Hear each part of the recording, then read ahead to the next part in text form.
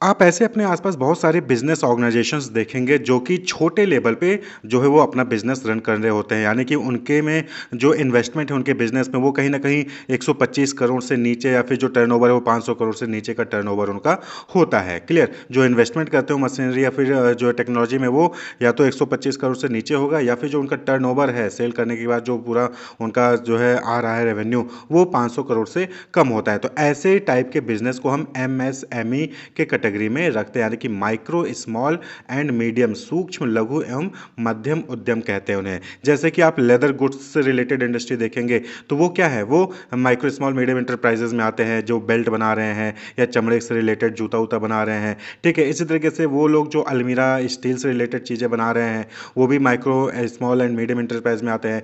Natural fragrance जो इत्र वगैरह बनाते हैं वो टाइप के बिजनेस, प्लेसमेंट सर्विसेज जो प्रोवाइड करते हैं, आजकल जो देखते होंगे कॉलेज से पास होते हैं उनके पास प्लेसमेंट सर्विस के पास जाते हैं और वो जो है बच्चों को प्लेस करवाते हैं। ब्यूटी पार्लर की सर्विसेज हो गई, खादी मटेरियल से रिलेटेड प्रोडक्ट बनाने वाले हो गए, क्रिच सर्विसेज जहाँ पर बच्चों की डे केयर की फैसिलिटी प्रोवाइड की जाती है, हैंडीक्राफ्ट से रिलेटेड विंग वाला काम हो गया। क्वायर इंडस्ट्री, क्वायर इंडस्ट्री क्या होता है, जो कि एग्रो बेस्ड रूरल इंडस्ट्री होता है, जहाँ पर क्या होता है जो कोकोनट होता है, हस्क ऑफ कोकोनट से जो है नेचुरल फाइबर एक्सट्रैक्ट किया जाता है, वो इंडस्ट्री हो गया। इसी तरीके से जो एक्सरे क्लिनिक्स वगैरह हो गए, जो फर्नीचर और वुड से रिलेटेड प्रोडक्ट बनाते हैं, टेलर जो हो गए, पोल्ट्री फार्मिंग हो गई, बाईसाइकिल के पार्ट्स जो है वो सेल और सर्विस कर रहे हैं, फोटो लैब्स हो गए, स्टेशनरी आइटम हो गए, कॉल सेंटर्स हो गए, रबर प्रोडक्ट वाली कंपनी हो गई, एसटीडी बूथ्स हो गए, लॉन्ड्री सर्विसेज हो गई, ऑटो पार्ट और कंपोनेंट के सेल्स कर रहे हो या फिर सेरेमिक और ग्लास प्रोडक्ट्स जो है सेल करते हो।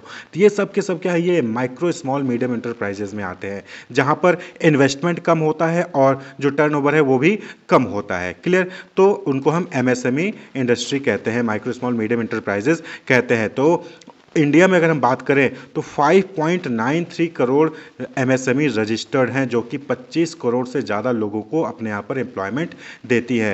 यानी कि इंडिया में micro small medium enterprises 5.93 crore हैं जो कि रजिस्टर्ड है, और यहाँ पर 25 करोड़ से ज़्यादा लोगों को जो है जॉब मिल रही है इन लोगों की वजह से। क्लियर?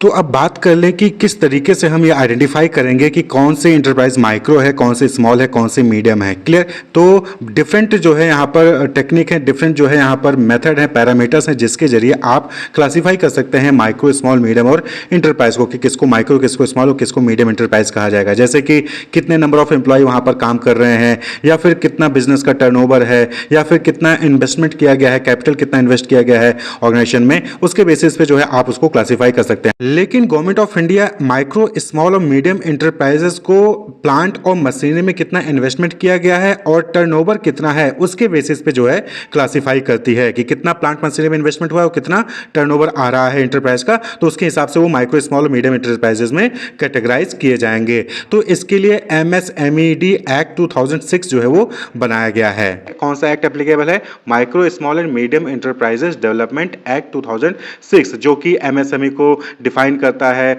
उनके लिए क्रेडिट, मार्केटिंग, टेक्नोलॉजी अपग्रेडेशन से रिलेटेड जो डिफरेंट स्कीम्स है वो इनके तहत जो है एप्लीकेबल होते हैं। तो ये एक्ट जो है वो अक्टूबर 2006 से जो है ये एप्लीकेबल हुआ था, एमएसएमईडी एक्ट 2006। क्लियर? तो ये जो है investment in plant and machinery और टर्नओवर के बेसिस पे क्लासिफाई करता है एमएसएमई को, माइक्रो स्मॉल मीडियम इंटरप्राइज को। तो क्लासिफिकेशन क्या है? तो ये जो है अभी 1 अप्रैल 2025 से रिवाइज हुआ है। पहले कुछ और क्लासिफिकेशन था, लेकिन 1 अप्रैल 2025 से जो यूनियन बजट आया था 2025-26, इसमें जो है एमएसएमई की क्लासिफिकेशन को रिवाइज कर दिया गया है। तो अभी हम यहाँ पर लेटेस्ट देख रहे हैं। तो लेटेस्ट वो इंटरप्राइजेस जहां पर टर्नओवर जो है जिनका 10 करोड़ से कम होगा और जो इन्वेस्टमेंट होगा प्लांट और मशीनरी और इक्विपमेंट में वो 2.5 करोड़ से कम होगा, उसको हम माइक्रो इंटरप्राइज कहेंगे। तो a micro enterprise where the investment in plant and machinery और equipment does not exceed 2.5 crore rupees and turnover does not exceed 10 crore rupees are known as micro enterprise. Clear? तो वो इंटरप्राइजेज, वो बिजनेस ऑर्गेनाइजेशन जहां पर 2.5 करोड़ से कम का इन्वेस्टमेंट होगा plant machinery equipment में और 10 करोड़ से कम का टर्नओवर होगा उनका, तो उसको हम माइक्रो इंटरप्राइज कहेंगे। वहीं पर स्मॉल इंटरप्राइज किसे कहा जाएगा? वो इंटरप्राइजेज जहां पर प्लांट मशीनरी और इक्विपमेंट में 25 करोड़ से कम का इन्वेस्टमेंट होगा और उनका जो टर्नओवर है वो 100 करोड़ से कम का होगा, तो उसको स्मॉल इंटरप्राइज कहा जाएगा। क्लियर? और वहीं पर मीडियम इंटरप्राइज किसको कहा कहा जाएगा जहां पर 125 करोड़ से कम का इन्वेस्टमेंट होगा प्लांट मशीनरी इक्विपमेंट में और जो टर्नओवर है वो 500 करोड़ से कम का होगा, तो उनको मीडियम एंटरप्राइज कहा जाएगा। तो ये जो है एमएसएमईडी एक्ट 2006 के तहत गवर्नमेंट ऑफ इंडिया का क्लासिफिकेशन है। किसको माइक्रो कहा जाएगा? जहां पर 2.5 करोड़ से कम का इन्वेस्टमेंट और 10 करोड़ से कम का टर्नओवर। स्मॉल एंटरप्राइजेस जहां पर 25 करोड़ से कम का इन्वेस्टमेंट और 100 करोड़ से कम का टर्नओवर। और मीडियम एंटरप्राइजेस किसको कहेंगे? जहां पर इन्वेस्टमेंट 125 करोड़ से कम है और जो टर्नओवर है वो 500 करोड़ से कम है। तो इसको आप यहाँ पर टेबलर फॉर्म में देखें तो जो बजट आया था 2025-26 में, इसी में जो है इसको रिवाइज किया गया है और जो लिमिट है वो 2.5 टाइम्स से इंक्रीज कर दी गई है इन्वेस्टमेंट की और जो टर्नओवर है उसको 2 टाइम्स जो है इंक्रीज कर दिया गया है। तो पहले और अभी का हम यहाँ पर दोनों को कंपेयर करें तो देखिए माइक्रो एंटरप्राइज की बात करें तो पहले 1 करोड़ यानी कि अगर किसी बिजनेस एंटरप्राइज में जो इन्वेस्टमेंट है प्लांट मशीनरी में वो 1 करोड़ से कम है तो उसको जो है माइक्रो एंटरप्राइज कहा जाता था। लेकिन अब जो रिवाइज कर दिया गया है उसमें क्या हो गया है कि अगर इन्वेस्टमेंट 2.5 करोड़ से कम है तो उसको जो है माइक्रो एंटरप्राइज कहा जाएगा। साथ ही साथ टर्नओवर का पहले 5 करोड़ से कम का टर्नओवर था माइक्रो के लिए, अब जो है वो 10 करोड़ कर दिया गया। 10 करोड़ से कम का टर्नओवर है तो वो माइक्रो कैटेगरी में आएंगे। क्लियर? इसी तरीके से स्मॉल एंटरप्राइज का पहले जो इन्वेस्टमेंट की लिमिट थी वो 10 करोड़ से कम की थी, अब जो है वो इन्वेस्टमेंट रिवाइज करके 25 करोड़ कर दी गई है। वहीं पर टर्नओवर की बात करें तो स्मॉल एंटरप्राइज के लिए टर्नओवर पहले 50 करोड़ थी, अब जो है वो 100 करोड़ से कम की हो गई है। क्लियर? पहले इन्वेस्टमेंट कितनी थी? 10 करोड़ से कम है तो वो स्मॉल एंटरप्राइज में आएंगे, लेकिन अब जो है उसको रिवाइज करके 25 करोड़ कर दी गई है। यानी कि 2.5 करोड़ से 25 करोड़ के बीच में इन्वेस्टमेंट है प्लांट मशीनरी में तो वो स्मॉल एंटरप्राइज कहलाएंगे। वहीं पर टर्नओवर जो है पहले 50 करोड़ था, अब 100 करोड़ कर दिया गया है। यानी कि अगर किसी एंटरप्राइज की जो टर्नओवर है वो 10 से 100 करोड़ के बीच में है तो उसको स्मॉल एंटरप्राइज कहा जाएगा। इसी तरीके से मीडियम एंटरप्राइज की बात करें तो पहले इन्वेस्टमेंट 50 करोड़ तक का था, अब उसको जो है रिवाइज करके 125 करोड़ कर दिया गया है। यानी कि 25 करोड़ से 125 करोड़ तक जो इन्वेस्टमेंट है तो उसको मीडियम एंटरप्राइज कहा जाएगा। वहीं पर टर्नओवर पहले 250 था, अब उसको 500 करोड़ कर दिया गया। यानी कि 100 करोड़ से 500 करोड़ के बीच में अगर टर्नओवर हो रहा है किसी एंटरप्राइज का तो वो मीडियम एंटरप्राइज की कैटेगरी में आएगा। तो यहां पर जो है करंट और रिवाइज्ड ये दोनों ही आप देख सकते हैं। तो करंट का मतलब पुराना और रिवाइज मतलब लेटेस्ट। यहां पर करंट का मतलब है कि अभी तक चल रहा था, अब 2025 1 अप्रैल 2025 से रिवाइज्ड वाला एप्लीकेबल हो जाएगा। क्लियर? तो माइक्रो एंटरप्राइज 2.5 करोड़ से कम का इन्वेस्टमेंट, 10 करोड़ से कम का टर्नओवर। स्मॉल एंटरप्राइज 25 करोड़ से कम का इन्वेस्टमेंट और 100 करोड़ से कम का टर्नओवर। मीडियम एंटरप्राइज 125 करोड़ से कम का इन्वेस्टमेंट और 500 करोड़ से कम का टर्नओवर है तो उसको जो है मीडियम एंटरप्राइज कहा जाएगा। क्लियर? तो होप आपको ये क्लासिफिकेशन क्लियर होगा। तो एमएसएमई जो है ये एक सिग्निफिकेंट रोल प्ले करता है इकोनॉमिक ग्रोथ में। अप्रॉक्सीमेटली 29.7% जो है वो टोटल जीडीपी में कंट्रीब्यूट करता है। जो ग्रॉस डोमेस्टिक प्रोडक्ट है इंडिया का उसमें 29.7% का कंट्रीब्यूशन एमएसएमई का है। और 2023-24 के अकॉर्डिंग डेटा के अकॉर्डिंग 45.73% ऑफ इंडिया का टोटल एक्सपोर्ट जो हुआ था वो एमएसएमई के प्रोडक्ट्स थे। यानी कि जो बाहर इंडिया से बाहर कंट्री में भेजे जा रहे हैं प्रोडक्ट उसमें 45.73% जो है एमएसएमई के प्रोडक्ट्स थे 2023-24 डेटा के अकॉर्डिंग। क्लियर? तो यानी कि ये एमएसएमई जो है इकोनॉमिक ग्रोथ में बहुत ही बड़ा रोल प्ले करता है। एंड दिस सेक्टर हैज 8 सब ग्रुप्स। इन सेक्टर को जो एमएसएमई सेक्टर है, MSME micro small and medium enterprise है, इनको 8 सब ग्रुप में डिवाइड किया गया है। कौन कौन से? Handloom, handicraft, coir, sericulture, khadi and village industry, small scale industry and power looms. तो इन 8 सब ग्रुप्स में जो है ये एमएसएमई को डिवाइड किया गया है। क्लियर? बात कर लें कि रोल या फीचर ऑफ एमएसएमई कि एमएसएमई का रोल क्या है, तो सबसे पहला इंपॉर्टेंट रोल एम्प्लॉयमेंट जनरेशन। जैसा कि अभी हमने स्टार्टिंग में ही बात किया कि यहां पर जो एमएसएमई है उसमें 25 करोड़ से ज्यादा लोग जो है उनको एम्प्लॉयमेंट मिला है। तो एम्प्लॉयमेंट जनरेशन, जब ज्यादा बिजनेस ओपन होंगे तो बट ऑब्वियसली कि अकेला कोई भी काम नहीं करेगा, उनको और ह्यूमन रिसोर्स की रिक्वायरमेंट होगी तो लोगों को जॉब मिलेगी। एम्प्लॉयमेंट जनरेशन हो रहा है, एम्प्लॉयमेंट जनरेट हो रहा है, लोगों को आय का स्रोत मिल रहा है।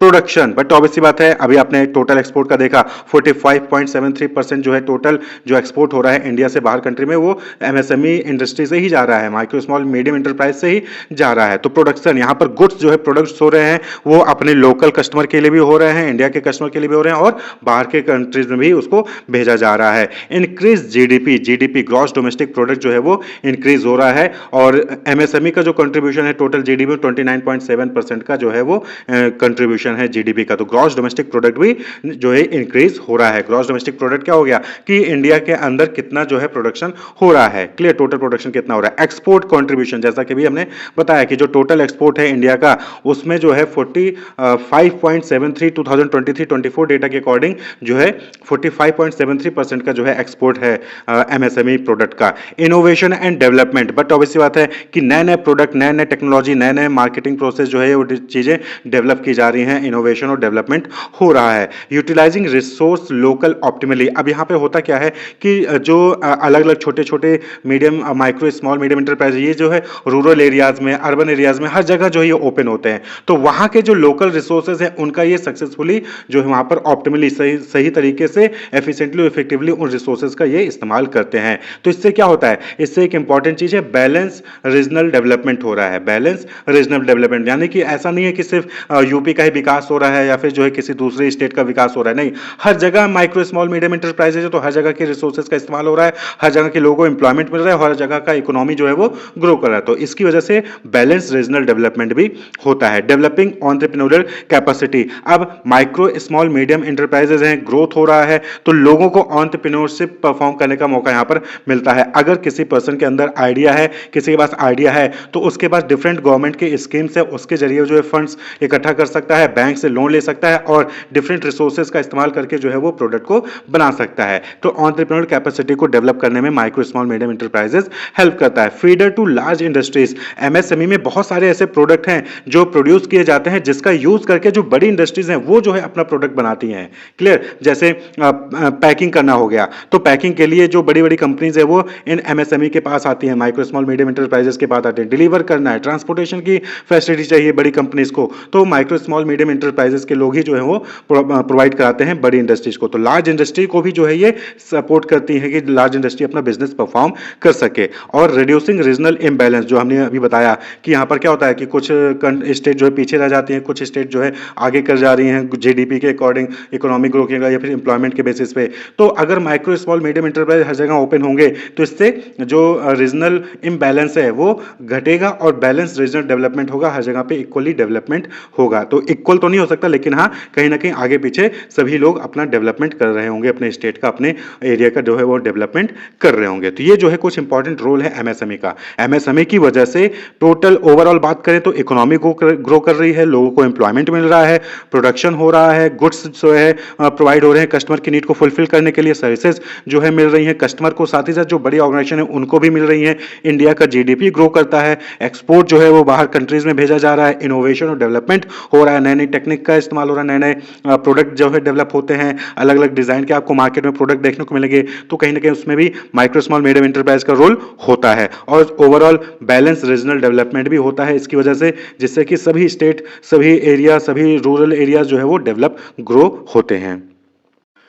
लेकिन एमएसएमई यानी माइक्रो स्मॉल मीडियम इंटरप्राइज को लेकर बहुत सारे प्रॉब्लम्स भी हैं, बहुत सारी जो है दिक्कतें हैं जो इन इंटरप्राइजेस को फेस करना होता है। जैसे सबसे बड़ी प्रॉब्लम जो भी हमने डिस्कस की फाइनेंस की, बहुत सारे ऐसे लोग होते हैं जिनके पास आइडिया तो होता है लेकिन उनके पास पैसे नहीं होते कि वो उस आइडिया को इम्प्लीमेंट कर सकें, उस आइडिया को लेकर जो है वो बिजनेस रन कर सकें। फाइनेंस की सबसे बड़ी प्रॉब्लम होती है। हालांकि अभी गवर्नमेंट बहुत सारे स्कीम्स लॉन्च कर रही है जिसके जरिए अगर आपके पास आइडिया है, आप माइक्रो स्मॉल या मीडियम इंटरप्राइजेस ओपन करना चाहते हो, बिजनेस रन करना चाहते हो, बिजनेस आपने ओपन कर लिया है, उसको सस्टेन करना चाहते हो, ग्रो करना चाहते हो, तो आप जो है गवर्नमेंट से फाइनेंशियल सपोर्ट वहां पर ले सकते हो, बैंक्स के जरिए ले सकते हो। लेकिन नॉर्मली फाइनेंस की प्रॉब्लम अभी भी होती है लोगों को। Non availability of adequate finance to carry out its operation is the major problem associated with the MSME. They heavily depend on local financial resources and are frequently the victim of exploitation by the money lenders. तो rural area में खासकर क्या होता है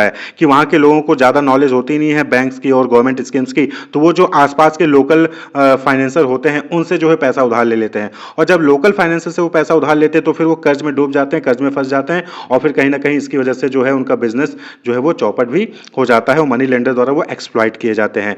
these unit frequently suffer from lack of adequate working capital either due to delayed payment of dues to them और locking up of their capital in unsold stock. तो होता क्या है कि भाई माइक्रो स्मॉल मीडियम इंटरप्राइज इतनी जल्दी तो सेल तो हो नहीं जाएगा कि सारा प्रोडक्ट सेल हो जाए और उनको जो है पैसा मिलना लगे, ठीक है। तो ऐसे केस में ऐसे टाइप के जो इंडस्ट्रीज हैं उनको वर्किंग कैपिटल जो डेली रूटीन का काम होता है, जो डेली बेसिस का काम होता है, उसको करने के लिए जो पैसे की रिक्वायरमेंट होती है उसमें जो है कहीं ना कहीं वो जो है उनके पास नहीं होता, तो जिससे उनका डेली वर्क जो है रुक जाता है, या फिर उन्होंने जो है बहुत सारा प्रोडक्ट बना लिया, अब वो सेल नहीं हो रहा तो पूरा पैसा उनका फंस गया है। तो इस टाइप के प्रॉब्लम्स जो है वहां पर उनको देखने को मिलते हैं, फाइनेंशियल इश्यूज देखने को मिलते हैं। Banks also do not lend money without adequate collateral security और guarantees and margin money which many of them are not in position to provide. यानी कि होता क्या है कि बैंक्स भी लोन कब देती है, जब आप उसके बदले लोन ले रहे हो, तो जितना भी अमाउंट का लोन ले रहे हो उसके बदले आप कोलेट्रल कुछ रखोगे, उसके बदले आप कुछ जमीन जायदाद के पेपर उनको दोगे, तभी तो बैंक आपको लोन देगी। लोन बैंक को भाई गारंटी चाहिए कि अगर आप नहीं चुका पाए तो आपका पैसा कहाँ से आएगा, कैसे रिकवर किया जाएगा। तो ऐसे में जो ये माइक्रो स्मॉल मीडियम इंटरप्राइज कोई एंटरप्रेन्योर है, कोई बंदा है वो जो है अपना बिजनेस ओपन करना चाह रहा है, तो उसको पैसा नहीं मिलता, क्योंकि उसके पास जरूरी नहीं है कि उसके पास वो इतनी जमीन हो या फिर जो है इतना कहीं से वो पैसा अरेंज कर सके, कोलेट्रल वो अरेंज कर सके। तो ऐसे में फाइनेंशियल प्रॉब्लम वहां पर आती है। लेकिन गवर्नमेंट की बहुत सारे ऐसे स्कीम्स हैं, अगर वो सही प्लेटफॉर्म पे जाएंगे तो उनको स्कीम्स मिलेंगे और उनको जो है फाइनेंशियल सपोर्ट मिल जाता है। क्लियर। वहीं पर दूसरा जो प्रॉब्लम आता है रॉ मटेरियल का आता है। अब रॉ मटेरियल जो भी बिजनेस स्टार्ट कर रहे हो उसके लिए रॉ मटेरियल जरूरी नहीं है कि आपके एरिया में अवेलेबल हो। तो अगर आपके एरिया में अवेलेबल है तब तो अच्छी बात है, लेकिन नहीं है तो उस केस में कहीं बाहर से आपको मंगवाना पड़ेगा और वो कॉस्टली भी पड़ता है। तो ये जो एक प्रॉब्लम है, if the required material are not available they have to compromise on the quality और have to pay a high price to get good quality material. तो ऐसे केस में या तो वो पुअर क्वालिटी का प्रोडक्ट बनाएंगे और या फिर जो है उनको रॉ मटेरियल परचेज करने के लिए बहुत ज्यादा पैसा लगाना पड़ता है। तो दोनों ही केस में उनको जो है प्रॉब्लम होती है माइक्रो स्मॉल मीडियम इंटरप्राइजेस को। Their bargaining power is relatively low due to the small quantity of purchase made by them. अब ये छोटे उद्योग होते हैं, छोटे इंटरप्राइज होते हैं, तो वो ज्यादा बार्गेन भी नहीं कर सकते हैं रॉ मटेरियल जो बेच रहा है उससे, क्योंकि ये छोटे उद्योग हैं, कम अमाउंट में इनको रॉ मटेरियल चाहिए होता है। तो ऐसे में जो है उनको डिस्काउंट या फिर जो है प्राइस में रिडक्शन नहीं मिल पाता है और बार्गेनिंग पावर भी उनकी बहुत कम हो जाती है। तो ऐसे में रॉ मटेरियल को परचेज करने की भी दिक्कत वहां पर होती है, या तो परचेज ही नहीं कर पाते हैं, परचेज करते तो बहुत ज्यादा पैसा देना पड़ता है, और अगर नहीं परचेज करेंगे तो उनकी जो प्रोडक्ट की क्वालिटी वो जो है पुअर हो जाती है। क्लियर। वहीं पर नेक्स्ट है मैनेजरियल स्किल। भाई गांव के लोग हैं, जो है कोई भी पर्सन जो है अपना छोटा मोटा बिजनेस स्टार्ट कर सकता है, तो ऐसे केस में इनके पास मैनेजरियल स्किल की कमी होती है, यानी कि इनके पास मैनेजमेंट की नॉलेज नहीं होती। जो मार्केटिंग है, फाइनेंस है, एचआर है, इन सबसे रिलेटेड फील्ड की नॉलेज इनके पास ज़्यादा नहीं होती है। This business are generally promoted and operated by a single person. Micro small medium enterprise है तो नॉर्मली जो है सिंगल पर्सन या फिर जो फैमिली के लोग हैं वही लोग इसको रन कर रहे होते हैं, और जिनके पास सारी मैनेजरियल स्किल की नॉलेज नहीं होती है, किस तरीके से बिजनेस को रन करना है, कैसे मार्केटिंग करना है, कैसे फाइनेंस को देखना है, एचआर, प्रोडक्शन, ऑपरेशन, ये सारे फंक्शंस कैसे परफॉर्म कर रहे हैं। तो इसकी वजह से भी कहीं ना कहीं प्रॉब्लम आती है कि वो सही से अपने ऑर्गेनाइजेशन को मैनेज नहीं कर पाते हैं। At the same time they are not in a position to afford professional manager, और उसी साथ ही साथ इनके पास इतना जो है कह लीजिए फंड्स नहीं होता इनिशियल लेवल पे कि जो है वो प्रोफेशनल मैनेजर को हायर करके जो है अपना बिजनेस रन कर सके, क्योंकि प्रोफेशनल मैनेजर को हायर करने के लिए उनको जो है उस अकॉर्डिंगली सैलरी और बेनिफिट्स देने पड़ते हैं, तो जो कि इनिशियल लेवल पे इन ऑर्गेनाइजेशन के पास नहीं होता है। क्लियर।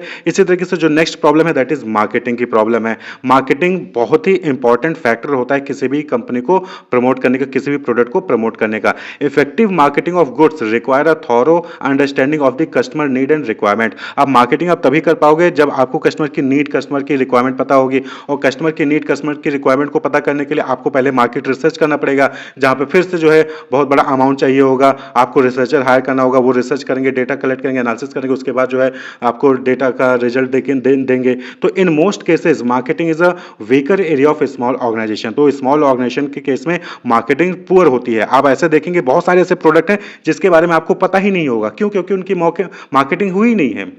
क्लियर। उनके छोटे मोटे प्रोडक्ट्स के बारे में की मार्केटिंग आपके पास हुई नहीं है। आप दुकान में जाओगे, आपको कस्टमर जो सेलर है वो आपको प्रोडक्ट दिखाएगा, लेकिन आपको पता ही नहीं होगा, आप कहोगे नहीं नहीं ये बेकार होगा, हमें दूसरा प्रोडक्ट दीजिए। तो ये होता है कि कई बार मार्केटिंग नहीं हो पाती है। अब बहुत सारे प्रोडक्ट की मार्केटिंग नहीं होती है जो कि माइक्रो स्मॉल मीडियम इंटरप्राइज द्वारा बनाया जाता है। तो ये जो है कहीं ना कहीं एक ड्रॉबैक है, प्रॉब्लम है, जिसकी वजह से इनकी सेल डाउन रह जाती है। As marketing require huge amount, marketing में ह्यूज अमाउंट रिक्वायर होता है, तो इस केस में लोग मार्केटिंग करते करते नहीं हो और ऐसे केस में इनका प्रोडक्ट जो है वो ज़्यादा सेल नहीं हो पाता है। हालांकि गवर्नमेंट जो है अब इनको प्रमोट करती है, इनकी मार्केटिंग का भी काम जो है वो देखती है, गवर्नमेंट हेल्प करती है मार्केटिंग में। इसी तरीके से क्वालिटी की बात हो गई, तो क्वालिटी की अभी हमने बात बताई। भाई माइक्रो स्मॉल मीडियम इंटरप्राइज हैं, छोटे इंटरप्राइजेज हैं, तो ये लोग ज़्यादा फोकस करते नहीं है क्वालिटी पे, कॉस्ट कट करने के चक्कर में, या फिर रॉ मटेरियल ज़्यादा महंगा है तो इस केस में भी जो है वो क्या करते हैं, प्रोडक्ट की क्वालिटी को अच्छा नहीं रखते हैं। तो इस केस में उनको कॉम्पिटिशन ज़्यादा फेस करना पड़ता है। भाई जो कंपनी अच्छी क्वालिटी का दे रही होगी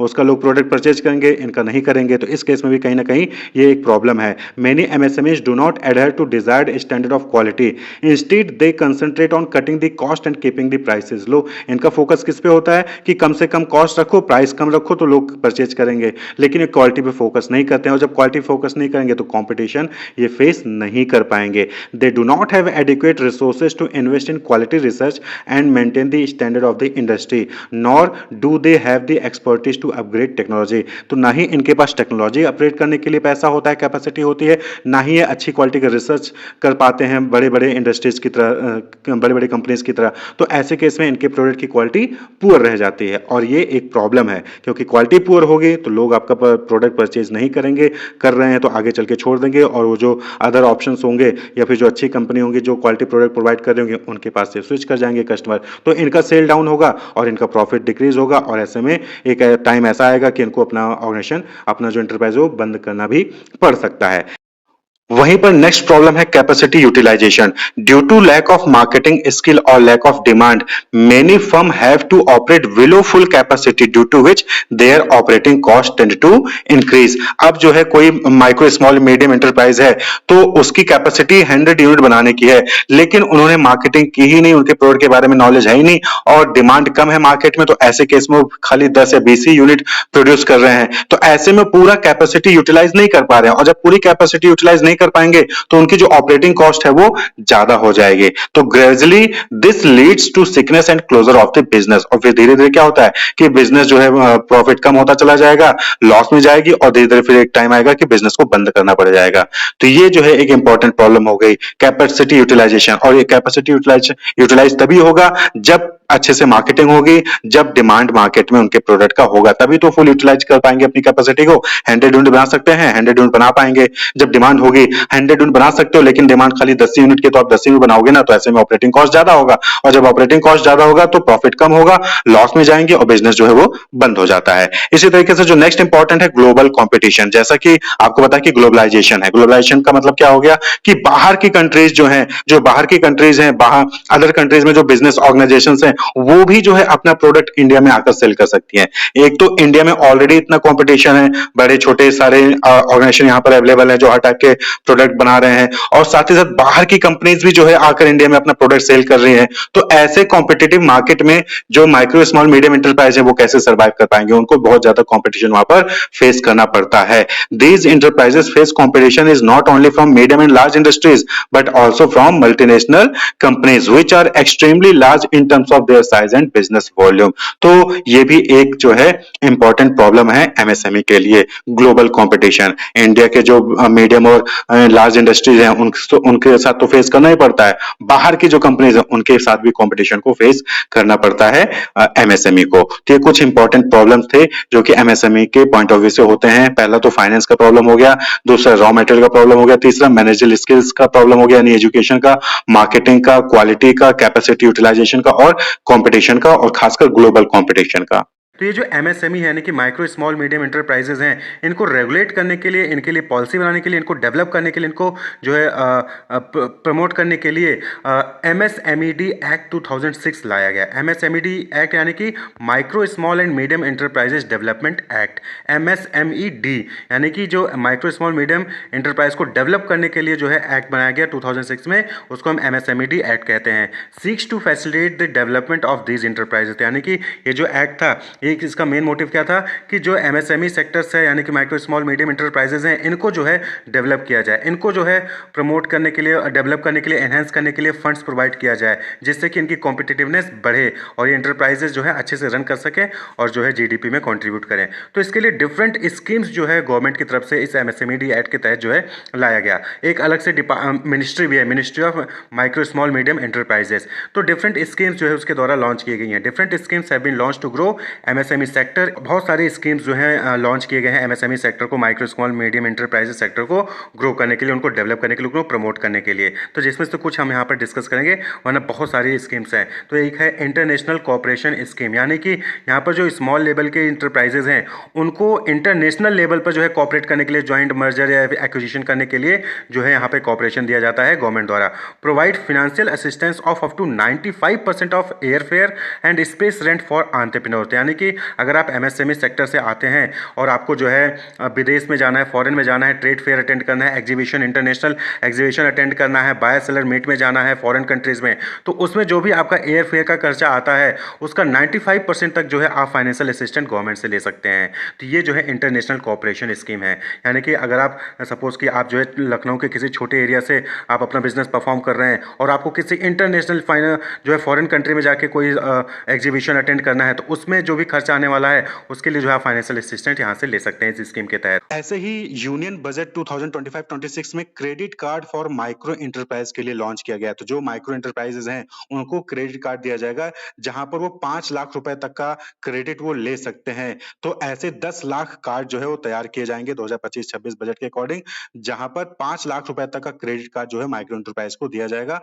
और वो इंटरप्राइज जो उद्यम पोर्टल पर रजिस्टर्ड होंगे उन्हीं को जो है ये स्कीम का फायदा मिलेगा। इसी तरीके से a scheme for 5 lakh first time women, scheduled caste and scheduled tribe entrepreneurs will provide term loan up to 2 crore over 5 year. 5 साल तक जो है 2 करोड़ तक का टर्म लोन जो है ऐसे 5 लाख जो फर्स्ट टाइम वुमेन, जो है कि पहली बार जो बिजनेस स्टार्ट करने जा रहे हैं, वो women, schedule caste, schedule tribe entrepreneurs को दिया जाएगा। इसी तरीके से Udyam registration portal, PM Vishwakarma scheme, PMEGP यानी prime minister employment generation programme, SFURTI यानी scheme of fund for regeneration of traditional industries, public procurement policy for MSEs. तो बहुत सारे ऐसे स्कीम है गवर्नमेंट की जो कि रन किए जा रहे हैं, जिसका इस्तेमाल करके जो माइक्रो स्मॉल मीडियम एंटरप्राइज हैं वो अपना बिजनेस ग्रो कर सकते हैं, उसमें फाइनेंशियल सपोर्ट ले सकते हैं, मार्केटिंग सपोर्ट ले सकते हैं। तो अलग अलग जो है स्कीम्स हैं गवर्नमेंट द्वारा रन किए जाते हैं। वहीं पे नेक्स्ट स्कीम है असिस्टेंस टू ट्रेनिंग इंस्टीट्यूशन, यानी कि बहुत सारे ऐसे ट्रेनिंग इंस्टीट्यूशंस हैं जो कि इंफ्रास्ट्रक्चर को डेवलप करने के लिए, एंटरप्रेन्योरशिप डेवलपमेंट के लिए जो है ट्रेनिंग प्रोवाइड करती हैं, स्किल डेवलपमेंट के लिए ट्रेनिंग प्रोग्राम्स जो है लॉन्च करती है। तो उनको सपोर्ट करने के लिए क्या है, ये असिस्टेंस टू ट्रेनिंग इंस्टीट्यूशन जो है ये स्कीम लॉन्च की गई। इसी तरीके से मार्केटिंग असिस्टेंस है, यानी कि यहाँ पे क्या है कि financial assistance of up to 95% of air fare and space rent for entrepreneur, assistant to provide on the basis of size and type of the enterprise. यानी कि इंटरप्राइज का क्या साइज है, क्या जो है टाइप है इंटरप्राइज का, उसके बेसिस पे मार्केटिंग के लिए जो है 95% तक का फाइनेंशियल असिस्टेंस जो है यहाँ पर दिया जाता है। Credit guarantee fund trust for micro and small enterprise, CGT MSME, ये जो है अगला स्कीम है। तो यहाँ पर एमएसई है, यानी कि माइक्रो और स्मॉल इंटरप्राइज के लिए, मीडियम इंटरप्राइज के लिए ये स्कीम नहीं है। तो क्रेडिट गारंटीड फंड ट्रस्ट है। तो the corpus of CGT MSc is being contributed bye GOI and SIDBI, यानी कि गवर्नमेंट ऑफ इंडिया और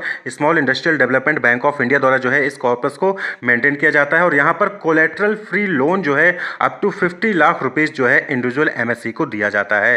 यानी कि जो इंडिविजुअल माइक्रो या फिर स्मॉल इंटरप्राइजेज हैं उनको बिना किसी कोलेट्रल के जो है 50 लाख रुपए तक का लोन आसानी से इस स्कीम के तहत मिल जाता है, जो कि जीओआई और सिडबी द्वारा चलाया जा रहा है। वहीं पे दूसरा है credit linked capital subsidy, CLCS for technology upgradation, यानी कि जो माइक्रो स्मॉल मीडियम इंटरप्राइजेज हैं अगर वो अपने यहाँ पर टेक्नोलॉजी को जो है अपग्रेड करना चाहते हैं तो वहाँ पर जो है उनको इस स्कीम के तहत 15% जो है वहाँ पर कैपिटल या फिर आप जो है फाइनेंशियल सब्सिडी जो है मिल सकती है। लेकिन ये स्कीम क्या है, एमएससी के लिए, यानी कि माइक्रो एंड स्मॉल इंटरप्राइज के लिए ही ये स्कीम है। तो aims at facilitating technology upgradation by providing 15% up capital subsidy to MSC, यहाँ पे माइक्रो स्मॉल इंटरप्राइज के लिए है जो स्कीम है। इसी तरीके से बहुत सारे सर्टिफिकेशन जो है लेना होता है स्मॉल स्केल इंडस्ट्रीज को अपने प्रोडक्ट के लिए, जैसे ISO 9000 या फिर ISO 14001। तो इसके सर्टिफिकेशन को लेने में जो खर्चा आता है वो भी जो है गवर्नमेंट इस स्कीम के तहत जो है रिम्बर्स कर देती है। तो reimbursement of charges for acquiring ISO 9000, ISO 14001 HACCP certification to the extent of 75% of the expenditure subject to a maximum of ₹75,000 in each case, यानी कि अगर जो स्मॉल स्केल इंडस्ट्रीज़ हैं वो जो है ISO 9000 का सर्टिफिकेशन के लिए अप्लाई करती हैं, फिर ISO 14001 के लिए सर्टिफिकेशन के लिए अप्लाई करती हैं, तो उसको सर्टिफिकेशन को लेने में जो भी उनका खर्चा आता है उसका 75% या फिर 75,000 जो भी मिनिमम होगा वो उसको रिम्बर्स कर दिया जाएगा। इसी तरीके से है national small industries corporation limited, NSIC, national small industries corporation limited, जो कि 1955 में इस्टेब्लिश किया गया था और इसको जो है मैनेजिंग डायरेक्टर और जो बोर्ड ऑफ डायरेक्टर होते हैं उसको मैनेज करते हैं। तो ये बनाया गया था to promote aid and foster the growth of micro and small enterprises in the country generally on commercial basis. तो ये जो है किसके लिए बनाया गया था? जो माइक्रो स्मॉल इंटरप्राइजेज उनको प्रमोट करने के लिए, उनको उनकी ग्रोथ को इंप्रूव करने के लिए। Provide a variety of support services to micro and small enterprise catering to their different requirement in the areas of raw material procurement, product marketing, credit rating, acquisition of technologies, adoption of modern management practices etcetera. तो इन सब चीज़ों से related जो है national small industries corporation limited जो है वो हेल्प करती है different micro and small enterprises को, कि रॉ मटेरियल से रिलेटेड उनको प्रोक्योर करने में प्रॉब्लम आ रही है या मार्केटिंग में प्रॉब्लम आ रही है, क्रेडिट रेटिंग में इससे इशूज़ हैं या टेक्नोलॉजी को एक्वायर करना है, तो उन सब चीज़ से रिलेटेड चीज़ों में जो है ये national small industries corporation limited help करती है माइक्रो स्मॉल इंटरप्राइजेस को। तो overall micro small medium enterprises क्या हो गई? ऐसी इंटरप्राइजेस, ऐसे बिजनेस ऑर्गेनाइजेशंस जिनका टर्नओवर 250 करोड़ से कम है, उनको जो है MSME की कैटेगरी में रखा जाता है। माइक्रो वो हो जाती हैं जिनका टर्नओवर 5 करोड़ से कम है और इन्वेस्टमेंट 1 करोड़ से कम है। स्मॉल वो हो जाती हैं जिनका टर्नओवर 50 करोड़ से कम है और इन्वेस्टमेंट 10 करोड़ से कम है। और मीडियम वो हो जाती हैं जो जिनका टर्नओवर 250 करोड़ से रुपए से कम है और जो इन्वेस्टमेंट है वो 50 करोड़ से कम है। तो MSME यानी माइक्रो स्मॉल मीडियम एंटरप्राइजेज। तो जब भी कोई पर्सन एक नया बिजनेस स्टार्ट करता है, एक नया बिजनेस सेटअप करता है, आइडिया जनरेट करता है, रिसोर्सेज को अरेंज करता है, उसके बाद एक नया बिजनेस स्टार्ट करता है जो कि उसके कॉम्पिटिटर से डिफरेंट होता है, अदर इकोनॉमिक एक्टिविटी से डिफरेंट होता है, तो उसको हम कहते हैं एंटरप्रेन्योरशिप। क्लियर? तो entrepreneurship is the process of setting up one's own business as distinct from pursuing any other economic activity, be it employment और प्रैक्टिसिंग सम प्रोफेशन। तो जब कोई पर्सन अपना खुद का बिजनेस स्टार्ट करता है, ना कि कहीं जाकर जॉब करेगा या फिर कोई दूसरा प्रोफेशन करता है, वो खुद का बिजनेस स्टार्ट करता है, तो उसको हम एंटरप्रेन्योरशिप कहते हैं। क्लियर? एंटरप्रेन्योरशिप। तो वो पर्सन जो ये काम कर रहा है, जो बिजनेस स्टार्ट कर रहा है, उसको हम एंटरप्रेन्योर कहेंगे। एंटरप्रेन्योर कौन हो गया? वो पर्सन हो गया जिसने एक नया बिजनेस स्टार्ट किया है और वो पूरा प्रोसेस जिसके जरिए बिजनेस को, एक नया बिजनेस स्टार्ट किया जाता है खुद का, उसको हम एंटरप्रेन्योरशिप कहते हैं। जिसने एक खुद का अपना बिजनेस स्टार्ट किया उसको हम एंटरप्रेन्योर कहते हैं। और जो आउटपुट होता है, यानी कि जो एंटरप्रेन्योर एक नया बिजनेस स्टार्ट करता है, उस बिजनेस को हम क्या कहते हैं? एंटरप्राइज कहते हैं। The output of the process that is the business unit is called an enterprise. Clear? तो एंटरप्रेन्योर एक नया बिजनेस स्टार्ट करता है, उस बिजनेस यूनिट को हम एंटरप्राइज कहते हैं, और ये जो पूरा प्रोसेस है जिसके जरिए इस एंटरप्राइज को सेटअप किया जाता है उसको हम एंटरप्रेन्योरशिप कहते हैं। क्लियर? तो एंटरप्रेन्योरशिप के डिफरेंट कैरेक्टरिस्टिक्स हैं, जैसे सिस्टमैटिक एक्टिविटी। सबसे इंपॉर्टेंट चीज सिस्टमैटिक एक्टिविटी। यहां पर ये नहीं होता कि कोई भी आए और बिजनेस स्टार्ट कर देगा, जैसे ही अपने आप स्टार्ट हो जाएगा। नहीं, यहां पर पूरा एक स्टेप बाय स्टेप और पर्पसफुल एक्टिविटी परफॉर्म करनी पड़ती है एंटरप्रेन्योरशिप में। जैसे कि पहले आइडिया जनरेट करोगे कि क्या बनाया जाए। क्लियर? कस्टमर की नीड और उसकी वांट्स के अकॉर्डिंग पहले एक आइडिया आप जनरेट करोगे, उसके बाद बेस्ट आइडिया को सिलेक्ट करोगे। बहुत मल्टीपल आइडिया आएंगे आपके पास कि ये बना ली, ये बना ली, ये बना ले, तो उसमें से आपको बेस्ट आइडिया सेलेक्ट करना है, ये देखते हुए कि आपके पास उस आइडिया को इंप्लीमेंट करने के लिए जो भी रिसोर्सेज है वो अवेलेबल है कि नहीं है। फिर आप बिजनेस प्लान बनाओगे, बिजनेस प्लान को लेकर जो है बैंक्स के पास जाओगे या फिर जो मनी लेंडर्स हैं उनके पास जाओगे, उनसे जो है पैसा आप अरेंज करोगे। इसी तरीके से अदर रिसोर्सेज हैं, प्लांट मशीनरी हो गई, ये सारी चीजें अरेंज करोगे। प्रोटोटाइप डेवलप करोगे, ठीक है, एक मॉडल डेवलप करोगे, उसकी टेस्टिंग करोगे, टेस्टिंग करने के बाद अप्रूवल्स जो भी गवर्नमेंट से चाहिए होंगे वो अप्रूवल भी लोगे, और उसके बाद फिर प्रोडक्ट को बना के जो है आप मार्केट में सेल करते हो। यानी कि एक एंटरप्रेन्योरशिप क्या है? एक सिस्टमैटिक एक्टिविटी है। ऐसे ही नहीं कि बिजनेस अपने आप स्टार्ट हो जाएगा, आपको डिफरेंट स्टेप बाय स्टेप अलग अलग एक्टिविटीज परफॉर्म करनी पड़ती हैं और तब जाके एक इंटरप्राइज वो सेटअप होता है। Clear? Lawful and purposeful activity सबसे इंपॉर्टेंट चीज एंटरप्रेन्योरशिप में, कि यहां पर आप कोई भी प्रोडक्ट बना के नहीं बेच सकते हो। ऐसा प्रोडक्ट ही आपको बनाना है, ऐसा इंटरप्राइज ही आपको सेटअप करना है जो कि लॉ के अकॉर्डिंग हो, जो जिससे किसी को कोई हार्म ना पहुंचे। And the purpose of entrepreneurship is creation of value for personal profit and social gain. और मेन मोटिव क्या होता है एंटरप्रेन्योरशिप का? कि आप यहां पर अपना पर्सनल प्रॉफिट कमाना चाहते हो और साथ ही सोसाइटी को बेनिफिट देना चाहते हो। तो सोसाइटी को क्या बेनिफिट होगा? कि उनके लिए एक प्रोडक्ट मिलेगा, उनको एक सर्विस प्रोवाइड किया जाएगा, क्लियर, और आपको उसके बदले प्रॉफिट वहां पर अर्न होता है। इनोवेशन, सबसे इंपॉर्टेंट चीज एंटरप्रेन्योरशिप में इनोवेशन। अगर कोई भी स्टार्टअप है, कोई भी बिजनेस आप स्टार्ट करने जा रहे हो, अगर उसमें कुछ नयापन नहीं है, चाहे वो प्रोडक्ट नया हो, चाहे वो टेक्नोलॉजी नहीं हो, चाहे वो कोई प्रोसेस नया हो, अगर उसमें कुछ नयापन नहीं है तो वो फिर सक्सेसफुल नहीं हो पाएगा आज के कॉम्पिटिटिव मार्केट में, क्लियर। तो इनोवेशन वहां पर होना चाहिए, इंट्रोड्यूसिंग समथिंग न्यू, वहां पर जो है कुछ नया इंट्रोड्यूस किया जाता है, कोई नया प्रोडक्ट, नया मॉडल, नया टेक्नोलॉजी, नया प्रोसेस, नया सर्विस, क्लियर। तो इनोवेशन एक इंपॉर्टेंट कैरेक्टरिस्टिक्स हो गई एंटरप्रेन्योरशिप की। इसी तरीके से नेक्स्ट जो कैरेक्टरिस्टिक्स है that is organization of production. तो यहां पर क्या होता है कि यहां पर सारी चीजों को अरेंज किया जाता है। भाई यहां पर पर्सन है, उसको बिजनेस स्टार्ट करना है, तो किसी से जो है वो पैसा लेगा, किसी से रॉ मटेरियल लेगा, किसी से जो है वो जमीन लेगा, किसी से मशीनरी लेगा, और सबको जो है एक जगह पे सेटअप करेगा और वहां पर जो है प्रोडक्शन का काम करेगा। तो mobilising resources into a productive enterprise और फर्म। तो यहां पर क्या होता है एंटरप्रेन्योरशिप में, यहां पर डिफरेंट रिसोर्सेज का इस्तेमाल करके एक फर्म, एक एंटरप्राइज क्रिएट किया जाता है जहां पर प्रोडक्शन की एक्टिविटी होती है, जहां पर रॉ मटेरियल से जो है फिनिश गुड्स बनाए जाते हैं। The knowledge about availability and location of the resources as well as the optimum way to combine them. ये बहुत ही इंपॉर्टेंट चीज है कि आपको पता होना चाहिए, जो बिजनेस स्टार्ट करने जा रहा है उसको पता होना चाहिए कि कहां पर कौन से रिसोर्सेज अवेलेबल हैं और कैसे उनको कंबाइन करना है, जिससे कि जो है वो एक अच्छा प्रोडक्ट, एक क्वालिटी प्रोडक्ट बना सके और मार्केट में सेल कर सके, क्लियर। तो ऑर्गेनाइजेशन ऑफ प्रोडक्शन, तो प्रोडक्शन में जितनी भी एक्टिविटीज इन्वॉल्व हैं सबको ऑर्गेनाइज करना है, सबको अरेंज करना है, सबको कंबाइन करना है, क्लियर। नेक्स्ट जो इंपॉर्टेंट कैरेक्टरिस्टिक्स है दैट इज रिस्क टेकिंग, और ये सबसे इंपॉर्टेंट कैरेक्टरिस्टिक्स है एंटरप्रेन्योरशिप में, रिस्क टेकिंग। क्योंकि कोई भी पर्सन है वो रिस्क लेने जा रहा है। भाई वो कोई पर्सन है, उसके पास आइडिया है, अब वो जो है बैंक से लोन लेगा, तो अगर उसका आइडिया फेल हो गया तो रिस्क किसके ऊपर रहेगा, उस पर्सन के ऊपर है। क्योंकि अगर आइडिया फेल हुआ, बिजनेस नहीं चला, तो उसको उतना पैसा भरपाई करना पड़ेगा बैंक को, क्लियर, उसका लॉस हो जाएगा। कोई बहुत सारे ऐसे पर्सन होते हैं जो अपनी वेल सेटल्ड जॉब छोड़ के जो है वो एंटरप्रेन्योर बनने के लिए चले आते हैं, बिजनेस स्टार्ट करना चाहते हैं। तो ऐसे में उनको वहां पर रिस्क है कि उन्होंने एक अपना जमा जमाया करियर छोड़ के आकर